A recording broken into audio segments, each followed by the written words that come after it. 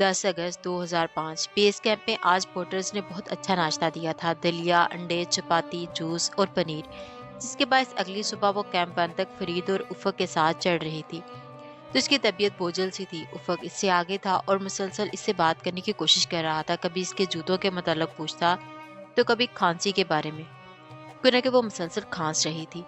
तुम अहमद को दिखा लेती तो अच्छा था। इसने बेस कैंप मैनेजर और डॉक्टर अहमद दुरान का नाम लिया।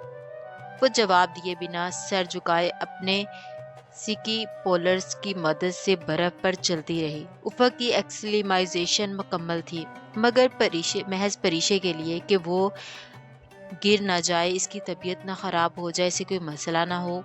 वो रोज इतना बोझ लेकर इसके साथ चढ़ता था। इसका इरादा आज तमाम सामान कैंप वन पहुंचाकर पूरी शाम रेस्ट करने के बाद अगली सुबह बिल्कुल ताज़ा दम होकर बेस कैंप को अलविदा कहकर चढ़ाई शुरू करने का था।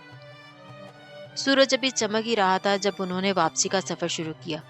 वो आगे पीछे ढलवान से नीचे उतर रहे थे। गर्मी इतनी शदीद थी कि परी ने दस्ताने उतार कर हाथ में पकड़ लिए थे। तकरीबन 7,000 मीटर तक सूरज जब चमकता था तो गर्मी शदीद हो जाती थी और रात को दर्जा हरारत ऐसा गिरता था कि बोतलों में मौजूद बर्फ भी पानी बर्फ हो जाता था। ऊंचाई कम हो रही थी, मगर इसकी खांसी शदीद होती जा रही थी। चक्कर आ रहे थे, सर में दर्द था, नोजिया भी हो रहा था। एक जगह खड़े होने की कोशिश में वो फिसलने लगी तो उफक ने पीछे से इसका बाजू थामकर इसे सहारा देते हुए करीब पत्थर पर बिठाया। तुम्हें एल्टीट्यूड सिकनेस हो रही है? नहीं, मैं ठीक हूँ।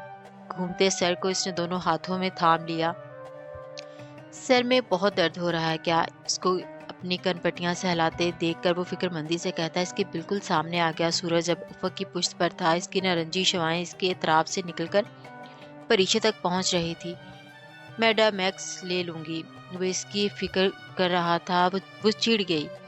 इसे इसके हाल पर क्यों नहीं छोड़ देता? डोमैक्स से काम नहीं चलेगा। अगर ये उल्टी तो डेक्स नेक्स तो ये सिरल ब्रेड एडमंड या प्लाज्मी एडमा में तब्दील हो सकती है। और उफक क्या मसला है? मैं डॉक्टर हूँ, मुझे पता है। तुम्हें मेरी फिक्र करने की जरूरत नहीं। वो इतने गुस्से से बोली कि उफक ने हैरान होकर इसे देखा। परी, क्या हुआ? मैं कल से नोट कर रहा हूँ तुम कुछ अपसेट हो।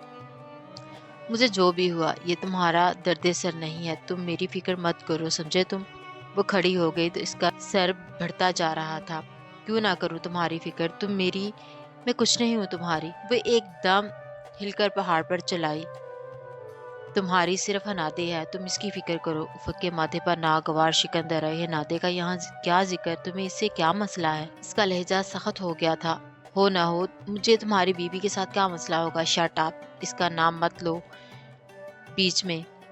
परीशा ने पहली दफा इसे गुस्से में देखा था। इसे गुस्सा आया था भी तो किस बात पर? वो इसकी बीवी का नाम तहकीर से ना ले। वो इससे इतनी मोहब्बत करता था कि सिर्फ नाम लेने पर परीशे के हलक में आंसुओं का गोला फंसने लगा। वह झटके से मुड़ी और तेजी से ढलान से नीचे उतरने लगी। परी, रुको। वो इसके पीछे लपका। वो जितना तेज दौड़ सकती थी दौड़ी। बेस कैंप अब नजर आ रहा था। बर्फानी नाला पिघल रहा चुका था, इसमें पानी तैर रहा था और बर्फ के बड़े बड़े टुकड़े। वो बहुत तेजी से खैमों की तरफ आई थी। इसका दिमाग एक नीच पर पहुंच चुका था। इसे अब किसी सूरत वहां नहीं रहना था। इसे वापस घर जाना था। बस अब बहुत हो चुका था। वो रकाबपोशी तस्कीर करने नहीं आई थी, वो तो खुद तस्कीर होकर आई थी। मगर अब और नहीं। अपने खैमे में आकर इसने अपना मुख्तसर सामान उठाया और रैक सैक में भरने लगी। इसे सोचा कि करीमाबाद से कोई पोर्टर और शफाली को साथ लेगी। हसीब लोग अभी सुबह ही निकले थे, ज्यादा दूर नहीं गए होंगे। वो इनको जा लेगी। परी, तुम्हें क्या हुआ है? वो भागता हाँफता इसके खैमे में दाखिल हुआ। परीशा ने जवाब नहीं दिया। वो दोनों हाथों से अपनी चीजें इकट्ठी कर रही थी। वो इसको बैग तैयार करता देखकर ठटका। तुम कहाँ जा रही हो? घर। वो अपने शेल जैकेट, डॉन जैकेट और दूसरी वाटरप्रूफ बैग में भर रही थी। मगर क्यों? मुझे तुम्हारे साथ क्लाइंबिंग नहीं करनी। इसने दूसरे बैग में जराबे, दस्ताने और स्कार्फ डाले। ये अचानक तुम्हें क्या हो गया है? तुम इधर क्लाइंबिंग करने आई थी? वो बहुत खुशी से आई थी। वो मेरी गलती थी, हमाकत थी। इसने लोशन और आखिर में क्रीम डालकर जिप चढ़ाई। मगर हुआ क्या है? वो हैरान था। बैग एक तरफ रखकर वो झटके से इसकी जानब मुड़ी। हुआ क्या है? मुझसे पूछते हो क्या हुआ है? तुम धोखेबाज हो। तुमने धोखा दिया है मुझे। بہت ہرٹ کیا ہے تم نے مجھے، افق افق بہت زیادہ۔ اس نے اسے پرے دھکیلا، وہ حیران سا 2 قدم پیچھے ہٹا۔ کیا دھوکا دیا ہے میں نے تمہیں؟ تم شادی شدہ ہو اور تم نے مجھے یہ نہیں بتایا، تمہاری ایک بیوی بھی ہے اور تم نے مجھے اندھیرے میں رکھا، وہ چلائی تھی۔ تم نے بھی تو مجھے نہیں بتایا تھا کہ تم انگیجڈ ہو۔ وہ ایک لمحے کو چپ ہوئی۔ ہاں، نہیں بتایا تھا کہ منگنی اور شادی میں فرق ہوتا ہے۔ کوئی فرق نہیں ہوتا، ساری بات کمٹمنٹ کی ہوتی ہے۔ کوئی فرق نہیں ہوتا افق، کوئی فرق نہیں ہوتا۔ تم اس فضول عورت کے ساتھ اس کا نام مت لو۔ وہ پھر غصے میں آ گیا۔ پریشا نے بے بسی سے اسے دیکھا۔ سامنے کھڑا وہ شاندار سا مرد اس کا نہ تھا، نہ کبھی ہو سکتا تھا، جس کا ساتھ اس کا نام بھی احترام سے لینے کو کہتا تھا۔ اتنی محبت ہے تمہیں اس سے افق؟ اس کا گلا بند ہو گیا۔ اتنی محبت ہے اس سے تو پھر مجھے کیوں بلایا تھا ادھر؟ ہاں بولو، جواب دو۔ اس کی آواز، بھیگی آواز بلند ہونے لگی۔ تم اس کے ہو اور صرف اسی کے ہی ہو، باوجود اس کے کہ تم نے مجھے بلایا اتنی دور صرف اپنی انا کی تسکین کے لیے۔ کیا چاہتے تھے تم؟ ایک لڑکی 2 دن پیدل چل کر تم سے ملنے، محض ایک فکرے کا مان رکھنے آئے اور تم اس کا استقبال یہ کہہ کر کرو کہ اسے دیکھو یہ میری بیوی ہے۔ تمہیں ایک لمحے کو بھی نہیں لگا کہ تم کسی کا دل توڑ رہے ہو، کسی کی روح چھلنی کر رہے ہو؟ پھر کہتے ہو میں اسے کچھ بھی نہ کہوں۔ کیوں نہ کہوں؟ وہ گھٹیا ہے اور تم بھی گھٹیا ہو۔ وہ رونے لگی۔ وہ بری طرح ہاری تھی۔ پیار کی پہلی بساط پر اسے شہ مات دی گئی تھی۔ چلے جاؤ تم ادھر سے، مجھے تمہاری شکل سے بھی نفرت ہے۔ چلے جاؤ، خدا کے لیے مجھے اکیلا چھوڑ دو۔ وہ پھر سے چلائی تھی۔ وہ بالکل خاموشی سے کھڑا، اس کی ہر بات، نفرت کا ہر اظہار سن رہا تھا۔ وہ خاموش ہوئی تو وہ اس کے قریب آیا، اتنا قریب کہ اس کے عقب میں پریشی کو کچھ بھی نظر نہیں آ رہا تھا۔ اس سے بالکل سامنے آ کر افق نے اس کے دونوں شانوں کو پکڑ کر زور سے جھٹکا دیا۔ تمہیں مجھ سے نفرت ہے؟ میری صورت سے بھی نفرت ہے؟ یہ نفرت اس وقت سے ہے جب سے تمہیں ہنادے کا علم ہوا ہے؟ ہاں تو پھر میری بات غور سے سنو۔ مزید کچھ کہنے سے پہلے یہ بات سنو، تم ہنادے کے بارے میں کچھ بھی نہیں جانتی۔ 2 سال پہلے کے ٹور پر فشار آیا تھا، ہنادے اس میں دب کر مر گئی تھی۔ اس کا نام اس طرح مت لو، وہ میری بیوی تھی۔ اس نے پریشے کے کندھوں کو ایک جھٹکا دے کر چھوڑ دیا، پھر آخری نظر اس پر ڈال کر تیزی سے پلٹا اور خیمے کا گور ٹیکس اٹھایا۔ باہر سے رکا پوشی کے سرمئی قدموں کی جھلک نظر آ رہی تھی، ساتھ میں سرد ہوا کے تھپیڑے بھی اندر آئے۔ وہ باہر نکلا، خیمے کا پردہ گرا دیا، رکا پوشی چھپ گئی، ہوا کا راستہ رک گیا اور وہ جہاں تھی ابھی تک وہیں منجمد سی کھڑی تھی۔ بیس کیمپ پر رات اتر آئی تھی، اندھیرے میں دمانی کی سفید چوٹی کسی ہیرے کی طرح چمک رہی تھی۔ پہاڑ کے قدموں میں خیموں سے ایک طرف ہٹ کر خالی جگہ پر آگ کا الاؤ جلایا تھا۔ اس الاؤ کے گرد افق کی سپورٹ ٹیم کے افراد، مقامی پورٹرز اور کریم آباد کے بازی جھنڈے لگائے بیٹھے تھے۔ بیس کیمپ کی پر رونق فضا میں لکڑیوں کے چٹکنے کی آواز کے ساتھ بلند و بانگ نعرے بھی گونج رہے تھے۔ کریم آباد کے لوگوں نے افق سے وعدہ کیا تھا کہ اگر وہ رکا پوشی سر کر لے گا تو اس کی اعزاز میں پورا گاؤں دعوت دے گا۔ کبھی اس محفل سے ہنزا کے روایتی نغموں کی صدا گونجنے لگتی تو کبھی ترک اپنے گیت سنانے لگتے۔ ان عروج پر پہنچی رونقوں میں 2 افراد کی کمی تھی، ایک ارسا جو اپنے خیمے میں بیٹھی اپنا ناول لکھنے میں محور تھی، اور دوسری پریشے جو ان سب سے دور اس برفانی نالے کے پاس سوگوار سی بیٹھی تھی۔ وہ کونی گھٹنے پر رکھے اور مٹھی تھوڑی تلے جمائے سامنے خیمے کو دیکھ رہی تھی۔ خیموں کے اس پار بون فائر کا منظر آدھا نظر آ رہا تھا، آدھے خیموں کے باعث چھپ گیا تھا۔ دفتن اس نے افق کو محفل سے اٹھتے دیکھا۔ وہ خیموں کے درمیان میں سے جگہ بناتا، اپنی گرے فلیکس جیکٹ کی زپ بند کرتا اس کی جانب آ رہا تھا۔ پریشی نے سر جھکا دیا۔ تم کیا ادھر بور لوگوں کی طرح بیٹھی ہو؟ آؤ، وہاں سب لوگ انجوائے کر رہے ہیں، میں صرف تمہارے لیے اتنا شغل چھوڑ کر آیا ہوں۔ وہ اتنے فریش انداز میں مخاطب تھا جیسے صبح کچھ ہوا ہی نہ ہو۔ پریشی نے اپنی پلکیں اٹھا کر ڈبڈبا آنکھوں سے اسے دیکھا۔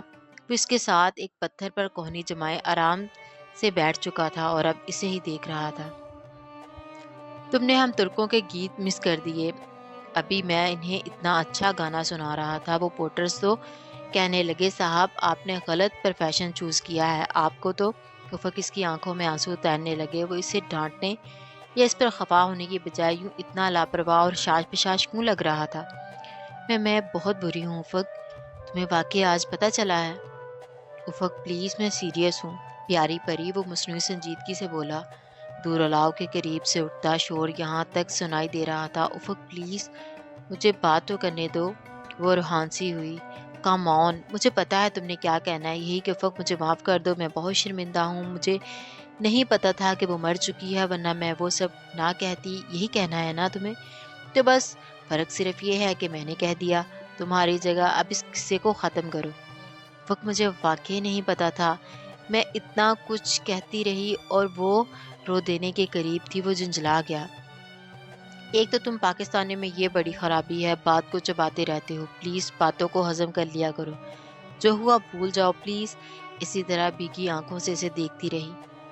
ویسے مجھے علم ہوتا کہ تم نادے سے اتنی جیلس ہوگی تو اس کا ذکر بہت پہلے کر دیتا۔ ویسے وہ شرارت سے تھوڑا سا جھکا۔ میں تمہیں اتنا اچھا لگتا ہوں کیا؟ مسکراہٹ دبائے وہ بامشکل خود پر سنجیدگی طاری کیے وہ مصنوعی معصومیت سے پوچھتا۔ اتنا اچھا لگ رہا تھا؟ ہاں لگتے ہو نا، خفگی بھرے انداز میں کہہ کر وہ خیموں کو دیکھنے لگی۔ افق کی طرح اس کی ناک بھی سرخ ہو رہی تھی اور منہ سے دھواں نکل رہا تھا۔ وہ کتنی دیر اسے دیکھتا رہا، جیسے کوئی بڑا کسی بچے کی معصومانہ شرارت پر اسے پیار سے دیکھتا ہے، مگر کہتا کچھ نہیں ہے۔ پری، آج تک یہ ہوتا آیا ہے کہ کوہ پیما خوب جسمانی مشقتیں جھیل کر خود کو ان خوبصورت پہاڑوں کے لیے تیار کرتے ہیں۔ آج رات یہ پہلی دفعہ ہے کہ میرے عقب میں موجود یہ پہاڑ خود کو ایک بہت خوبصورت کوہ پیما کے لیے تیار کرے گا۔ پریشے نے نگاہوں کا زاویہ اس کی جانب واپس موڑا۔ قدرے اتراہٹ، قدرے معصومیت سے وہ بولی، کون؟ میں؟ نہیں یار، میں اپنی بات کر رہا ہوں۔ وہ ہنستے ہوئے اٹھ کھڑا ہوا۔ پریشے نے ناراضگی سے اسے دیکھا۔ اچھا اٹھو، تمہارا چیک اپ کراتے ہیں احمد سے، سارا دن روتی رہی ہو، اب تک تو تمہارا الٹیٹیوڈس عروج پر ہوگا۔ کھڑے کھڑے افق نے اس کی جانب ہاتھ بڑھایا۔ وہ نالے کے دوسری طرف تھا۔ اس نے پہلے خفگی سے اسے دیکھا، مگر وہ اس سے زیادہ دیر خفا نہیں رہ سکتی تھی۔ اس نے افق کا ہاتھ تھام لیا اور کھڑی ہو گئی، پھر اس کا ہاتھ تھامے نالا کراس کیا۔ دوسری جانب پہنچ کر افق نے اس کا ہاتھ چھوڑ دیا۔ وہ دونوں ساتھ چلتے ہوئے خیمے تک آئے۔ کریم آباد کے دیہاتی اب اٹھ کر جا رہے تھے۔ احمد ابھی تک بیٹھا کو گانا سنا رہا تھا۔ پریشے کو آتا دیکھ کر چھپ کر خاموش ہو گیا۔ افق نے اسے ترک زبان میں کچھ کہا۔ وہ سر ہلا کر اٹھ کھڑا ہوا اور ان کو اپنے ساتھ لیے ایک خیمے میں آ گیا۔ تمہارا تعارف نہیں کرایا، یہ میرا دوست ہے ڈاکٹر احمد، شیکنگ اور کینکنگ جیسا بہترین دوست، اور اس سے میری دوستی، اس سے بڑا ثبوت کیا ہوگا کہ میں ہر ممکن طریقے سے اس کے مریض پکڑ کر لاتا ہوں۔ احمد کے خیمے میں کرسی سنبھالتے ہوئے افق نے ہنس کر کہا۔ وہاں بڑی سی میز رکھی تھی، پریشے کے مقابل کرسی احمد کی تھی۔ افق اس کی دائیں جانب بیٹھ گیا۔ پریشے کا چیک اپ کے دوران احمد مسلسل ترک میں افق کو کچھ بتاتا رہا۔ یہ کہہ رہا تھا کہ تم صبح تک بالکل ٹھیک ہوگی اور تمہاری کھانسی تو اب پہلے سے بہتر ہے۔ پریشے مسکراہٹ چھپاتے احمد کو دیکھتی رہی۔ وہ افق کا ہم عمر تھا، مگر بے حد دبلا پتلا اور چہرہ نوعمر لڑکوں جیسا۔ بال سنہری مائل بورے تھے۔ پریشے کے دیکھنے پر اس نے شرما کر ہونٹ ایسے بند کر لیے جیسے کوئی بچہ غلط کام کرتا پکڑا جائے تو گھبرانے کی بجائے چھپ کر مسکرا دے۔ وہ اتنا معصوم تھا کہ پریشے کہے بغیر نہ رہ سکی۔ تمہارا دوست بہت کیوٹ ہے۔ افق نے ایک نظر پریشے کو دیکھا اور دوسری نگاہ احمد پر ڈال لی۔